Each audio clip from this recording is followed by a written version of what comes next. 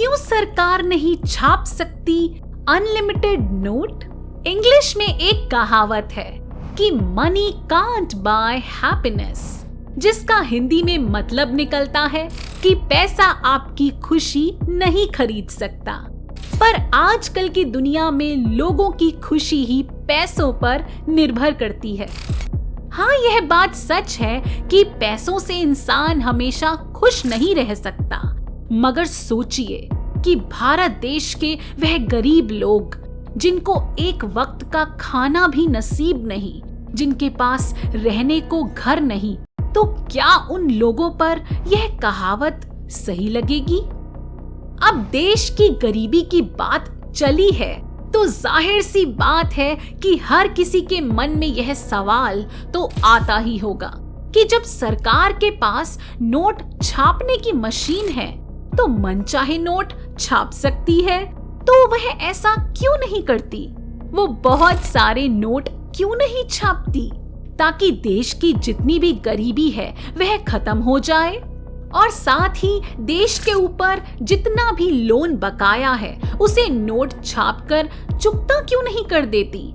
अगर सरकार बहुत सारे नोट छाप लेती है तो देश का हर व्यक्ति अमीर बन सकता है। दरअसल यह बात इतनी आसान नहीं है और ना ही ज्यादा नोट छापने से कोई भी देश अमीर बन जाएगा। इकोनॉमिक्स की भाषा से समझें तो इससे डिमांड और सप्लाई के बीच बहुत बड़ा गैप आ जाएगा, क्योंकि लोगों के पास जरूरत से ज्यादा पैसा आ जाएगा और जो चीज 10 रुपए की मिलती है वह फिर 100 रुपए की मिलने लगेगी। उदाहरण के लिए समझिए कि अगर किसी देश में सिर्फ 10 लोग रहते हैं और उन सबके पास 200-200 रुपए हैं और उस देश में 100 किलो गेहूं पैदा होते हैं, तो फिर इस तरह से 100 किलो गेहूं की कीमत 200 गुणा 10 मतलब कि 2000 रुपए हो जाएगी। अब अगर सरकार ज्यादा करेंसी छाप देती है तो उन 10 लोगों के पास भी ज्यादा पैसे आ जाएंगे, लेकिन गेहूं तो 100 किलो है। ऐसे में ज्यादा करेंसी छापने की वजह से गेहूं की कीमत बढ़ जाएगी। ऐसा ही कुछ हुआ दक्षिण अफ्रीकी में स्थित जिम्बाब्वे में, जब सरकार ने बहुत सारे नोट छाप दिए और यह गलती उन पर इतनी भारी पड़ी कि वह आज भी इसकी सजा भुगत रहे हैं। दरअसल जिम्बाब्वे ने भी एक समय बहुत सारे नोट छाप दिए थे। इससे वहां की करेंसी की वैल्यू इतनी गिर गई कि लोगों को ब्रेड और बिस्कुट जैसी मामूली चीजें खरीदने के लिए भी थैले भर भर कर नोट दुकान पर ले जाने पड़ते थे। नोट ज्यादा छापने की वजह से वहां एक अमेरिकी डॉलर की वैल्यू 25 मिलियन जिम्बाब्वे डॉलर के बराबर हो गई थी। आपको जानकर हैरानी होगी कि दक्षिण अफ्रीकी कोई पहला देश नहीं है जिसने यह गलती की। दक्षिण अफ्रीकी के बाद यही गलती दोहराई दक्षिणी अमेरिकी के देश वेनेजुएला ने। वेनेजुएला के केंद्रीय बैंक ने देश की अर्थव्यवस्था को पटरी पर लाने के लिए यह कदम उठाया। एक ही बार में वहां पर ढेर सारे नोट छाप दिए और इसका नतीजा यह निकला कि वहां हर 24 घंटे में महंगाई बढ़ने लगी। यहाँ तक कि रोजमर्रा की जिंदगी में काम आने वाली चीजों के दाम भी रोजाना डबल हो जाते थे।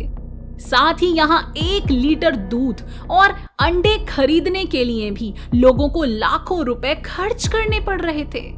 साल 2021 में यहाँ महंगाई बढ़कर 1 करोड़ फीसदी हो चुकी थी।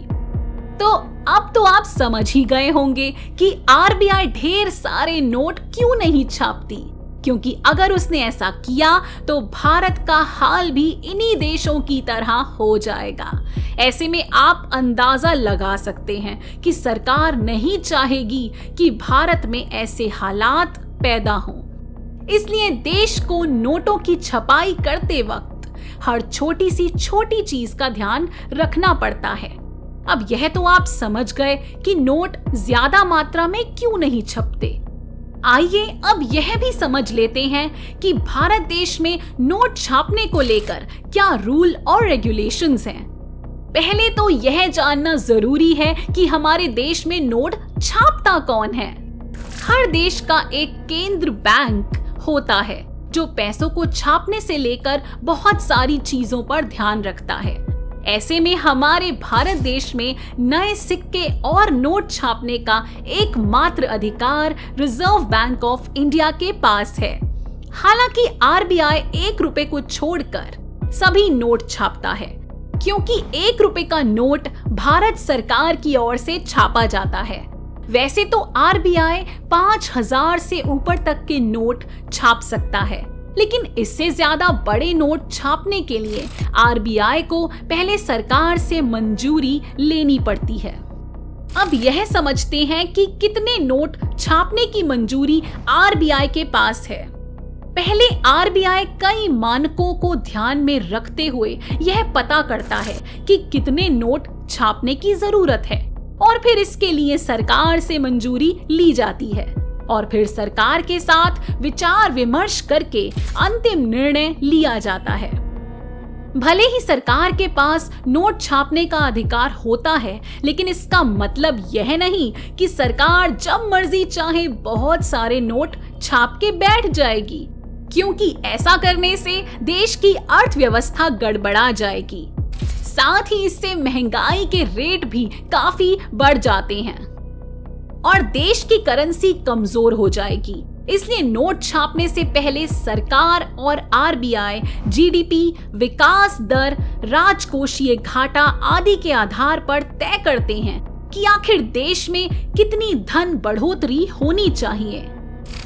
वहीं रिजर्व बैंक साल 1956 से करेंसी नोट छापने वाले मिनिमम रिजर्व सिस्टम के तहत करेंसी की छपाई करता है।